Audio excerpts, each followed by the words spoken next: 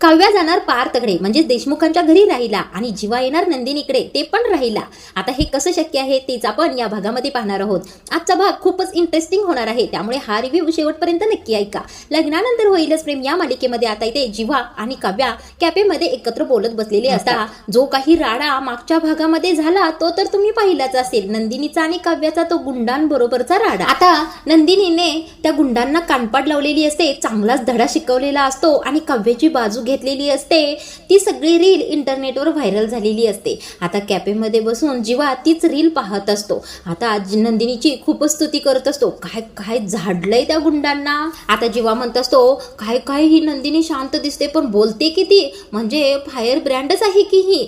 आता काव्या म्हणते हो हो माझी बहीण आहेच फायर ब्रँड। अरे ही शांत शांत म्हणत अचानकच दुर्गेचं रूप धारण करते रे। त्यावेळेला जीवा म्हणतो अगं तुला सांगतो काव्या एकच मिनिट असं म्हणत मोबाईल खाली ठेवतो आणि काव्याला पार्थची स्तुती सांगायला सुरू करतो।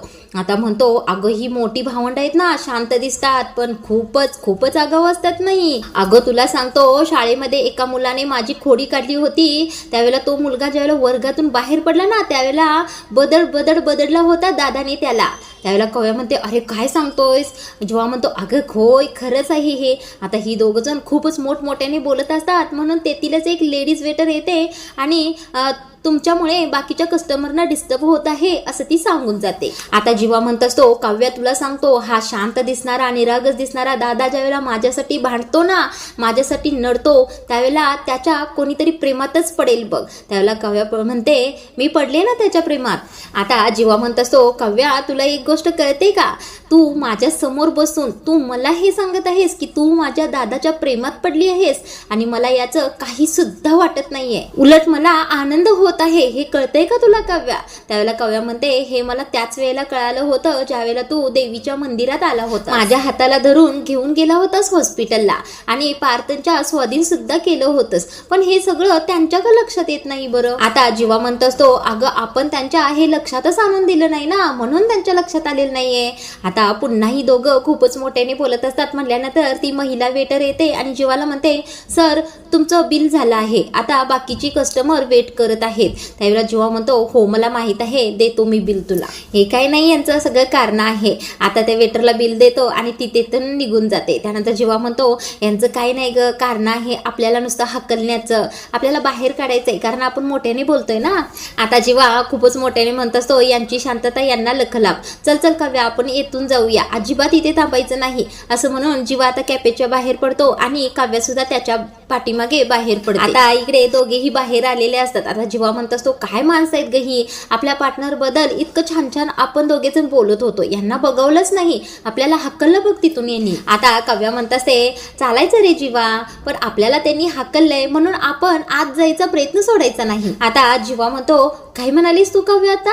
त्यावेळेला काव्या म्हणते काय म्हणाले मी, काय नाही। त्यावेळेला जेव्हा म्हणतो अगं तू आता शेवटची लाईन काय म्हणालीस ती परत एकदा म्हण बघूया। त्यावेळेला काव्या म्हणते हेच की आपल्याला हकललंय म्हणून आत जायचा प्रयत्न आपण सोडायचा नाही। आता जीवा सुद्धा काव्याला कोड्यातच सांगत असतो बघ ना काव्या निरीक्षण कर तू, आपल्याला बाहेर जरी हकललं असले तरी सुद्धा आपण आत जायचा प्रयत्न सोडायचा नाही। त्यावेळेला काव्याच्या सुद्धा लक्षात येतो हो हो आत जायचं अजिबात सोडायचं नाही। आता काव्या आणि जीवा मिळून एक भन्नाट प्लॅनिंग करतात। आता ते प्लॅनिंगच या भागामध्ये आपल्याला पाहायला मिळणार आहे। आता दोघेही एकमेकांना टाळी देत जीवा म्हणत असतो काय भन्नाट डोकं आहे ना आपलं, काय आपण आयडिया सुचवली आहे एकमेकांना।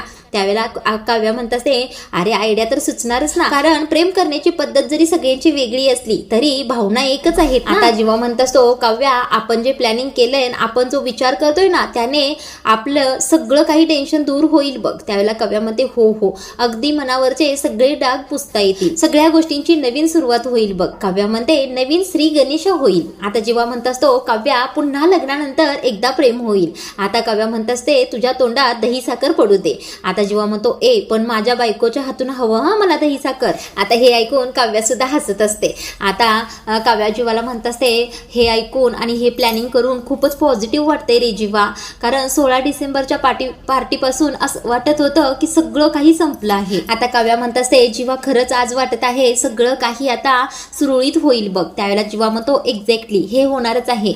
आणि काव्या ज्या वेळेला आपल्याला वाटत असतं ना सगळं काही संपलं आहे त्याच वेळेला काहीतरी नवीन सुरुवात करण्याची वेळ आलेली असते. आता जीवा असं म्हणल्यानंतर काव्या म्हणते, एक मिनिट, तू जे आत्ता बोललास ते आपण कुठेतरी ऐकलं आहे.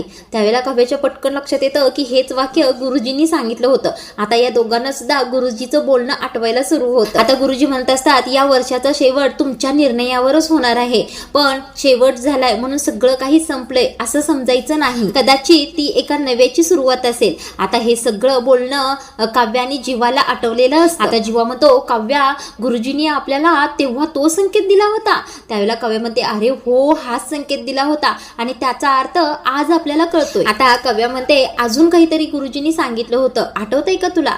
आपल्या निर्णयावरच या वर्षाचा शेवट होणार आहे. आता जीवाला गुरुजींचं बोलणं आठवतं, ज्यामध्ये गुरुजी म्हणत असतात, प्रेम आपल्याला दुबळं बनवतं, पण प्रेमातच सगळं काही परत मिळवण्याची ताकद असते. त्यामुळे नीट विचार करा आणि मगच निर्णय घ्या, कारण तुमच्या निर्णयावरच या वर्षाचा शेवट होणार आहे. आता हे सगळं आठवल्यानंतर जीवा म्हणतो, या वर्षाचा शेवट आणि या नात्याचा शेवट सुद्धा गोडच होणार आहे. आता हे सगळं आठवल्यानंतर जीवा म्हणत असतो, गुरुजींनी सांगितल्याप्रमाणे या वर्षाचा शेवट आणि या नात्याची सुरुवात गोडच होणार आहे. त्यानंतर काव्या म्हणत असते, हो, एक्झॅक्टली हेच खरं आहे. आता लग्नानंतर होईलच प्रेम याचा पार्ट 2 सुरू होणार आहे. आता जीवा म्हणतो, लग्नाआधीच्या प्रेमामुळे लग्नानंतरच्या प्रेमाचे 2 तुकडे झाले होते, पण ठरवलं तर सगळं काही जोडता येतं. आता काव्या सुद्धा म्हणत असते, येस जीवा, तू एकदम बरोबर बोलत आहेस. आता आपल्या दोघांचं मिशन ठरलं तर लग्नासाठी काय पण. आता असं म्हटल्यानंतर दोघे जर हात मिळवणी करतात. आता या दोघांचं भन्नाट प्लॅनिंग कुठपर्यंत सक्सेस होणार आहे तेच आपण या भागामध्ये पाहणार आहोत. आता इकडे नंदिनीला भेटायला आनंद निवास मधील एक मुलगी आलेली असते आणि नंदिनीने तिला छान चहा बनवून दिलेला असतो. त्यावेळेला ती मुलगी चहाची स्तुती करतच म्हणत असते, वा, अल्ल घालून तर सगळे चहा बनवतात, पण वेलची घालून चहा फक्त तुझ्या हातूनच मिळतो बघ ताई. आता नंदिनी काव्याची आठवण काढते आणि तिचं सांगायला सुरू करते, अगं तुला सांगायचं, मी चहा करायला शिकले आणि काव्या चहा घ्यायला लागली. मी चहात वेलची घालायची आणि काव्याला तो चहा आवडायचा, त्यामुळे मी नेहमीच आता चहामध्ये वेलची घालते. आता नंदिनी काव्याच्या बोलण्यातच वाहवत जाते आणि म्हणते, काव्याला जे जे आवडतं ना ते करणार तिचीही नंदिनी ताई. एवढ्यातच आता नंदिनीचा चेहरा पडतो आणि पटकन ती विषय चेंज करते. आता तिला म्हणत असते, सॉरी ह चित्रा, मी आनंद निवासला येऊ शकले नाही बघ, थोडे दिवस घाईत होते ग, म्हणून आले नाही. पण तू आहेस, रेखाताई आहेत, तुमच्या जीवावर आनंद निवास सोडूच शकते की मी, पण मी लवकरच येणार आहे बघ आनंद निवासला. त्यावेळेला ती आनंद निवास मधील मुलगी चहाचा कप खाली ठेवते आणि लाजतच नंदिनीला सांगत असते, ताई माझं लग्न ठरलं आहे. आता लग्न ठरलंय ऐकल्यानंतर नंदिनीला खूपच आनंद होतो. काय काय सांगतेस चित्रा, तू तुझं लग्न ठरलं आहे? थांब, 1 मिनिट थांब, असं म्हणते. देवाजवळ जाते आणि तेथील साखर घेऊन येते आणि त्या चित्राला खायला देते. आता नंदिनीला खूपच आनंद झालेला असतो. आता ती मुलगी नंदिनीला म्हणत असते, अगं ताई, खूप छान पण वाटतंय आणि भीती पण वाटत आहे बघ. आता नंदिनी तिला लग्नाविषयी बरंच काही सांगते. आता नंदिनी सांगत असते, अगं भीती काय त्यात, उलट छानच आहे की, आनंद आहे लग्न म्हणजे. पण एक गोष्ट लक्षात ठेव, लग्न हे 1 दिवसाचं असतं आणि संसार हा आयुष्यभराचा असतो बघ. आणि सोहळा हा लग्नाचा नाही तर संसाराचा झाला पाहिजे. संसारामध्ये माणसं एकमेकाचा हात धरतात, एकमेकांवर विश्वास ठेवतात, एकमेकांना ग्रो व्हायला मदत करतात. लग्नानंतर या गोष्टी तू नक्की लक्षात ठेव. आता ती मुलगी हो म्हणते आणि एकसारखी टक लावून नंदिनीकडेच पाहते. आता अशी पाहते म्हटल्यानंतर नंदिनी म्हणते, काय काय माझ्याकडे पाहत आहेस अशी तू टक लावून? त्यावेळेला ती मुलगी म्हणते, अगं नंदिनी ताई, तुझ्या आयुष्यामध्ये इतकं काही घडलं आहे तरी सुद्धा लग्नाबद्दल किती छान बोलतेस ग तू. आता नंदिनी म्हणते, अगं बोलणारच ना, कारण माझा राग फक्त एका व्यक्तीवर आहे, लग्न संस्थेवर नाही. अगं लग्न हे छानच असतं आणि संसार तर त्याहून छान असतो. फक्त या संसारामध्ये प्रेम, आदर आणि विश्वास हे असायलाच हवं आणि अगदी क्रमाने असायला हवं. आता ती मुलगी सुद्धा हो असं म्हणते. आता नंदिनी म्हणते, या सगळ्या गोष्टी असतील तर तुमचं लग्न एक आदर्श लग्न ठरतं बघ. त्यावेळेला ती मुलगी म्हणते, ताई तुझं आणि दादाचं लग्न सुद्धा आमच्यासाठी एक आदर्शच होता बघ. आता नंदिनी त्या मुलगीला सांगायला सुरू करते, तुला चित्रा सांगू का, मी लहानपणी ठरवलं होतं, म्हणजे मी स्वप्न पाहिलं होतं की मोठं झाल्यानंतर गुड्डीचं बाल विकणारा असतो ना तसं व्हायचं. किती गोड असतात ना गुड्डीचे बाल, ते गोड गुलाबी मस्त दिसत असतात. पण एक गोष्ट लक्षात आली, जो विकणारा असतो ना त्याच्या आयुष्यामध्ये त्या गुड्डीच्या बालांमधील गोडवा रंग काहीच नसतं ग. आता नंदिनी थोडीशी निराश होऊन म्हणत असते, अगदी तसंच माझं झालं आहे बघ, आता माझ्या संसाराबद्दल काही बोलायलाच नको. ताई, आम्हाला असं वाटायचं तुझ्याकडे पाहून तुझा आणि दादाचा संसार अगदी सुखाने चालला आहे. त्यावेळेला नंदिनी सुद्धा म्हणते, अगं हो, मला सुद्धा तसंच वाटत होतं. काय माहित कोणाची नजर लागली आणि माझा संसारच मोडला. माझी आई नेहमी म्हणायची, जर एखादी बाई दिवाळीला अप्रतिम चकल्या बनवत असेल आणि त्या बाईला सतत जर असं म्हटलं की तू चकल्या अप्रतिम बनवतेस, तर तिच्या त्या दिवाळीला नेमक्या चकल्या बिघडतात. अगदी तसंच माझं झालं आहे बघ. आता सोड ग, माझा विषय सोड, पण तुझं लग्न ठरलं आहे हे ऐकून मला खूप आनंद झाला आहे बघ.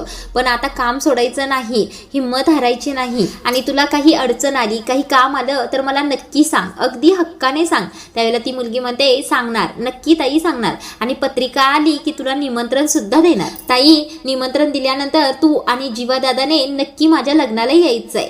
आता नंदिनीचा चेहरा पडतो. आता ती मुलगी म्हणत असते, मला खात्री आहे ताई, तोपर्यंत तू आणि जीवा दादा नक्की एकत्र याल. आता असं म्हणून ती मुलगी तेथून निघून जाते. आता इकडे पाठीमागे नंदिनी म्हणत असते, नाही चित्रा, तुझी ही इच्छा कधीच पूर्ण होणार नाही, कारण तुझे जीवा दादा आणि मी पुन्हा कधीच एकत्र येणार नाही. आता इकडे रात्र झालेली असते आणि जीवाने सगळ्या बेडभर पसारा मांडलेला असतो. आता हा बॅग भरत असतो, म्हणजे हा आता नंदिनीकडे राहायला जाणार असतो. आता बॅग भरता भरता गाणे गुणगुणत असतो. आता जीवा खूपच खुश असतो, कारण तो नंदिनीकडे जाणार असतो ना. आता तिथेच नंदिनीचा हसरा फोटो त्याने लावलेला असतो. आता त्या फोटोकडे जीवाचं लक्ष जातं. आता बॅग भरायची सोडतो आणि लगेच नंदिनीच्या फोटो जवळ जाऊन उभा राहतो आणि म्हणतो, काय चकाचक बाई दिसतंय ना. आता जीवा त्या फोटो बरोबरच बोलत असतो, अगं असं काय करतेस, मी बॅग भरतोय ना, कपडे भरतोय, तुला कळत नाहीये का. नाही, तुला कळतच नसणार ना, आता फोटो कसा बोलणार ना. आता पुन्हा आपणच बोलायला सुरू करतो, अगं असं काय करतेस चकाचक बाई, अगं मी उद्या सकाळ तुझ्याकडे राहायला येतोय. होय होय, तुला कळतंय का, मी तुझ्याकडेच येणार आहे.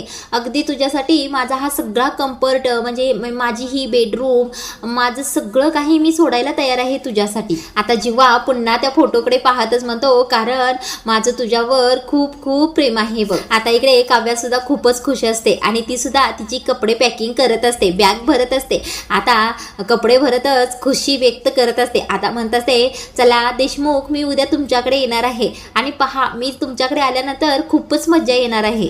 आता काव्या म्हणत असते, देशमुख, तुमचं प्रेम तर मी परत मिळवणारच आहे, पण त्या बिघडलेल्या सिनेमन कॉपीला आणि त्या काळ्या मांजरीला चांगलं वटणीवर आणणार आहे, बघतच बसतील सगळी. आता जीवाची बॅग भरून झालेली असते आणि जीवा एकटाच बडबडत असतो. आता इकडे बाहेर मानिनी आणि आशाताई रूमच्या बाहेर आलेल्या असतात. आता त्या जीवाचं बोलणं ऐकून गालातल्या गालातच हसत असतात. आता जीवा म्हणत असतो, आजची रात्र सुद्धा मला इथे निघणार नाही बघ. आता जीवा पुन्हा त्या फोटोशी बोलायला सुरू करतो. आता म्हणत असतो, ए चकाचक बाई, तुझ्या आणि माझ्या साक्षीने मी या रूमला सांगत आहे, या रूम मध्ये नवीन वर्षात मी परत तुला घेऊन येणार आहे बघ. आता जीवा असं बोलत आहे पाहून मानिनी उगीच खोकलेलं नाटक करते आणि आशाताई आणि मानिनी हसत असतात. ते पाहतो जीवा, काय तुम्ही दोघी मला हसत आहात काय, मी नंदिनीचा नवराच आहे ना. नंदिनी बोलून नाही तर करून दाखवते आणि मी सुद्धा आता बोलून नाही तर करूनच दाखवणार आहे. आता मानिनी आणि आशाताई आत येतात आणि जीवाजवळ उभे राहतात. आता मानिनी म्हणते, हो हो रे बाबा, नंदिनीच्या जीवा, तथाच तू यशस्वी हो. आता आशाताई सुद्धा जीवा दादा बेस्ट ऑफ लक असं म्हणल्यानंतर जीवा तिला सांगत असतो, हो ना, मग आता मी सांगतोय ते सगळं नीट आहे. आता जीवा आशाताईंना सांगत असतो, जरी तू रूम मध्ये साफसफाई करण्यासाठी आलीस तरी घरातल्या कोणत्याही पसाऱ्याला हात लावायचा नाही, वरवर सफाई करायची आणि रूमच्या बाहेर निघून जायचं. हे बघ आशाताई, नंदिनीच्या कपाटामध्ये साड्या आहेत, तिचं परफ्यूम आहे, भरपूर काही साहित्य आहे, त्याला हात लावायचा नाही, ते तसंच्या तसं राहिलं पाहिजे. आता जीवा म्हणत असतो, अगदी हा रोल सुद्धा. आता आशाताई म्हणतात, कुठला रोल. त्यावेळेला जीवा म्हणतो, आईला माहित आहे, थांब तुला दाखवतो. आता पटकन त्या दोघांच्या झोपल्यानंतर मध्ये जो रोल असतो ना, तो जीवा काढतो आणि बेडवर पसरून आशाताईला सांगत असतो, हे बघ हा रोल, याला सुद्धा तू हात लावायचा नाही. आता जीवा मानिनीला म्हणत असतो, आई हे सगळं कशासाठी माहित आहे का, नंदिनी ज्यावेळेला परत या रूम मध्ये येईल ना, त्यावेळेला तिला असं वाटलं पाहिजे की इथे काही घडलंच नव्हतं, अगदी काळ थांबला पाहिजे. ती जेव्हा आणि जिथून जशी रूम सोडून गेली होती ना, तशीच तशी तिला दिसली पाहिजे बघ. आता यामधील सगळ्या वाईट आठवणी मला पुसून टाकायच्या आहेत बघ.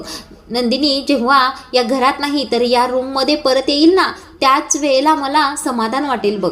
आता मानिनी जीवाच्या तोंडावरून हात फिरवतच म्हणत असते, हो हो रे बाळा, तुला सगळं जे जे हवं आहे ते ते मिळू दे. जीवा खरं सांगू का, मला तुझा खूप अभिमान वाटतो बघ. आता मानिनी जीवाला सांगत असते, हे बघ तू जे काही ठरवलं आहेस ते बोलायला सोपं वाटते पण करण्यासाठी खूप अवघड आहे. पण जीवा तू हार मानू नकोस. आता जीवा सुद्धा मानिनीच नाही नाही असं म्हणत असतो. आता मानिनी म्हणत असते, घेतला वसा सोडू नको, उतू नको, मातू नको आणि हार सुद्धा मानू नको.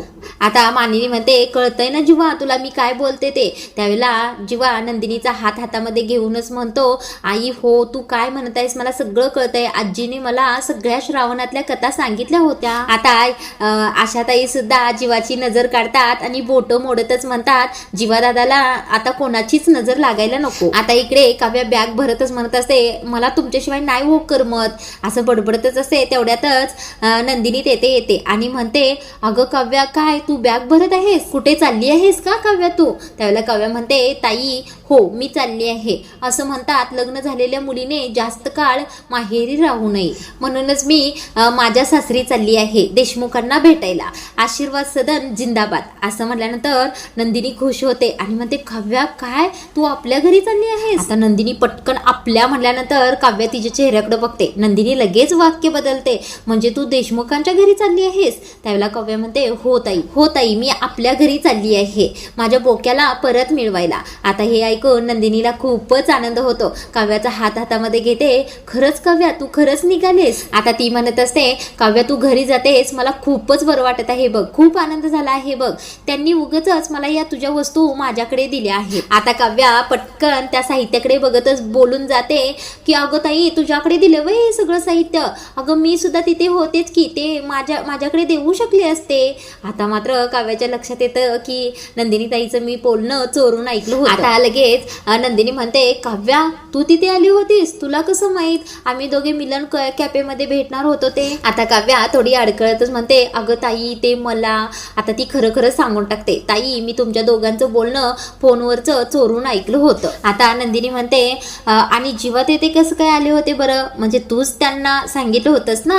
त्यावेळेला काव्या म्हणते, अगं ताई राग मानू नको, माझा हेतू चांगलाच होता, म्हणजे माझा हेतू असा होता की आपापल्या पार्टनरना आम्ही भेटणार होतो. आता नेमकं मला पार्थना नाही भेटता आलं पण तू जीवाला भेटलीस ना, आणि तुला जीवाला भेटून इतका आनंद झाला होता की त्याच्या चेहऱ्यावर तू पाहिलासच ना. खरंच खूप खुश झाला होता बघ जीवा. आणि ताई तुला सांगू का, तू माझं काहीतरी हिरावून घेतलेस, या गिल्ट मधून तू पहिल्यांदा बाहेर ये बरं. हे बघ ताई मला जे हवं होतं ते आता तुझ्याकडे आहे, पण जे झालंय ते चांगलंच झालंय ना. हे बघ ताई ती गोष्ट तुझ्याकडे आहे म्हणून माझ्या आयुष्यामध्ये एक अनमोल गोष्ट आली, माझे पार्थ देशमुख. आता हात सुटलाय आमच्या दोघांचा, पण कायमचा हात सोडणार नाहीये मी त्यांचा, अगदी घट्ट पकडून ठेवणार आहे. आणि ताई तुला सांगू का, जीवा फक्त तुझाच आहे.